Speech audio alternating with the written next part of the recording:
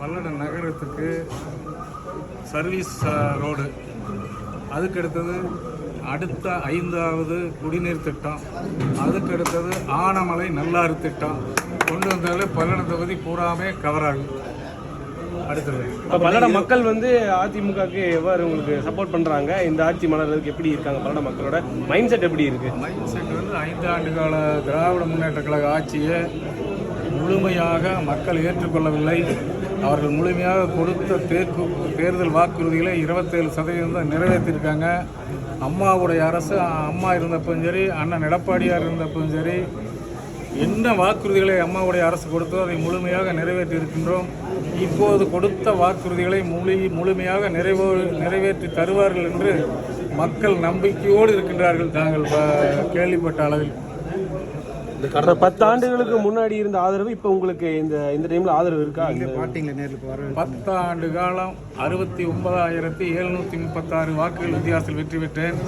இந்த முறை குறைந்தது 75,000 வாக்குகள் வித்தியாசத்தில் உறுதியாக வெற்றி பெற்றேன். போட்டியாளரவே கருதவில்லை. திராவிட முன்னேற்ற கழகத்தை சார்ந்த வேட்பாளர்கள் எந்த விதத்திலையும் போட்டியாளரவே கருதவில்லை. அது எப்படி நீங்கள் ஆளுங்கட்சியாக இருந்துட்டு அவங்க சந்திக்கிறாங்க? அவங்கள போன 2013 தேர்தலில் அவங்க தான் ஆளுங்கட்சி, நாங்கள் எதிர்கட்சியில் தான் சந்தித்தோம். அதை விட மோசமான இடத்துல இருக்கிறாங்க. அதை விட நல்ல இடத்துல, திறமையான இடத்துல, வரவேற்கக்கூடிய இடத்துல, வாழ்க்கக்கூடிய இடத்துல நாங்கள் இருக்கிறோம். கடந்த 10 வருடமா 10 வருடம் பல்லடத்துக்குள்ள சில, அதாவது நீங்கள் உங்களுடைய செயல்பாடு எப்படி பார்க்குறீங்க இந்த 10 வருட காலத்தில்?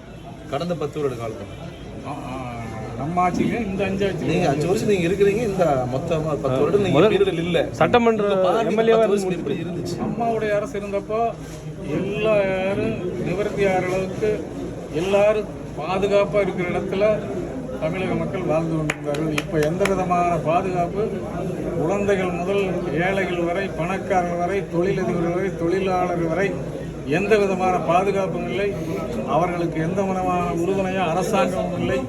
5 ஆண்டு காலம் மீண்டும் அம்மாவுடைய அரசு எவ்வாறு செயல்பட்டதோ அதற்கு ஒரு பங்கு மேலாக எந்த விதமான குற்றச்சாட்டும் இல்லாமல் தமிழக காவல்துறை பொறுத்தவரை ஸ்காட்லாந்து காவல்துறைக்கு இணையான காவல்துறையை கட்டுப்பாட்டில் வைத்திருக்கின்ற முதலமைச்சர், திராவிட முன்னேற்ற கழகத்தினுடைய கிளை கழகத்தினுடைய செயலாளர்கள் முதல் கொண்டு முதலமைச்சர் வரை அவர்கள் என்ன சொல்கிறார்களோ அதை செய்யக்கூடிய இடத்துல இருக்கின்றார்கள். கஞ்சா, பிராந்தி, கொலை, கற்பழிப்பு கட்டுக்கடங்காமல் இருக்கின்றது. அதை முழுமையாக கட்டுப்படுத்துவதற்கு அனைத்து இந்திய அண்ணா திராவிட முன்னேற்ற கழக அரசு தேவை என்று மக்கள் அனைவரும் அரசியலுக்கு அப்பாற்பட்டு உறுதியாக வெற்றி பெறுவோம். உறுதியாக நீங்க விடுபட்ட திட்டம் எது? நீங்க எம்எல்ஏ இருக்கும் போது ஒரு திட்டம் விடுபட்டு போயிடுச்சுன்னு ஃபீல் பண்ணிருக்கீங்க. அந்த திட்டம் எது? நீங்க விடுபட்ட திட்டம் எது? விடுபட்டது ஆனமலை நல்லாறு திட்டம். நாம